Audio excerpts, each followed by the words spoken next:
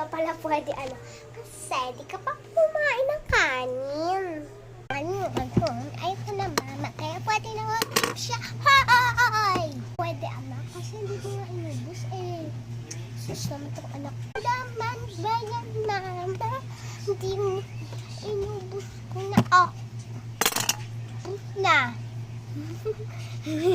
Kuya, ano naman ginagawa?